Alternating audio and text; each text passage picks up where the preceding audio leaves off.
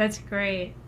So as it is now, it's so interesting having conversations like this because, I see you now and, how bright and light and happy. And it's, it's interesting sometimes because I think like, I wonder who that person was, 5, 6, 10 years ago or whatever. And how Totally. interesting it would be to actually see the transition mentally. But how do you decide to show up for your world now? Hmm. Right now, I'm focusing on. So my older two are in high school, and then my little guy, I call him little. He's 13, but he's my little guy. He's homeschooling. He's been homeschooling for 2 years because he didn't do good in school. Um, he just never. I feel like he soaks up all the energy everybody, and he doesn't know what to do with it. He needs one-on-one, which, and mind you, he has an IEP, but they couldn't give him what he needed in school, and they kind of just pushed him like along. Um, he had been typing, because they use their Chromebooks all the time, so his handwriting was pretty bad. So the first year, we really, really worked on handwriting and cursive. So just focusing on him, like we do homeschooling from usually 9 to 12 or 1. And then my business, I book people from 3 p.m. to 7 p.m. So I have that time in between I can eat and whatnot. And then this summer, I actually have been working on creating worksheets for children and adults. I created a course, which is like awesome. And I have an idea for 5 books. I've started 2. Um, so I really want to get through those and get those published because I know they can help other people. It's just hard to sometimes write some of the stuff down on paper, but I'll get there. Yes. Um, yeah, yeah. Yes. That's great. That's great. So speaking of books and Hmm. 5 books and programs, um, what's the plan for the next few years? What do you have going on? I think that would be my goal is to get at least one book finished. I've never published a book, so I would have to figure that whole part out.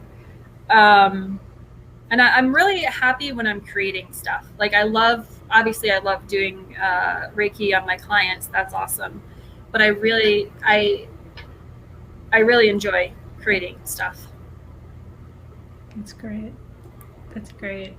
Are you more of a visual creativity or more words and mental creativity? Visual. So it's my worksheets that I have. Um, I did like fun photos in them, even for the adults, because why not? I mean, who doesn't like pictures? Yeah. Good for you.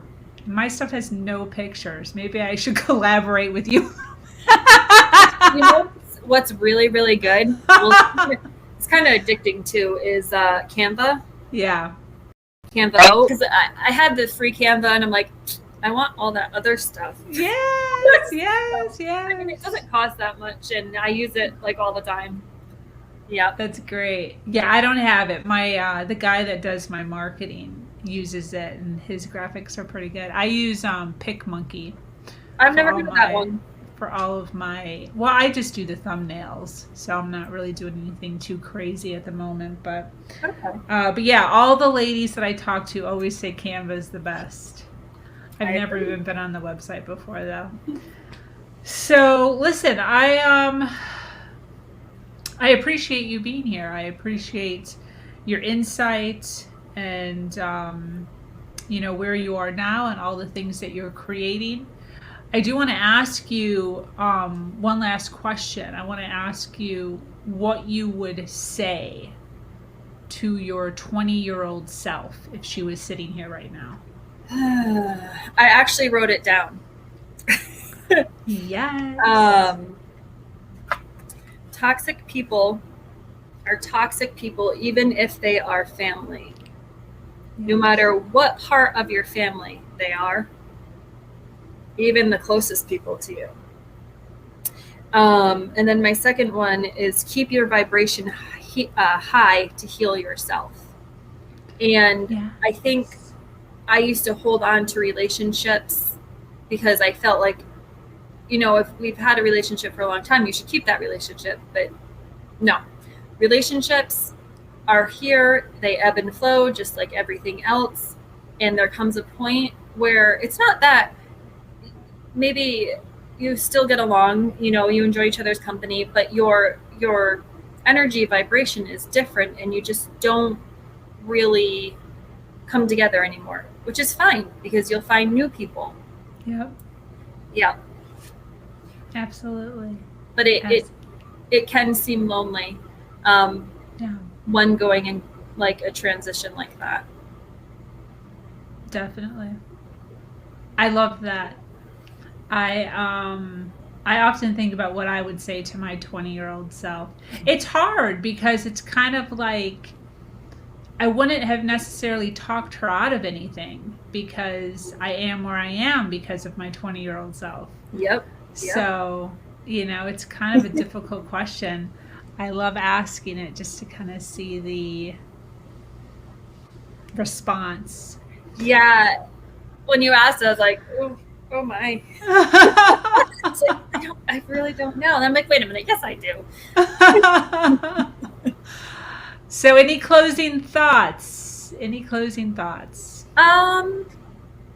Not that I can think of. And I'm very grateful for you to have me on here, and it's pretty cool.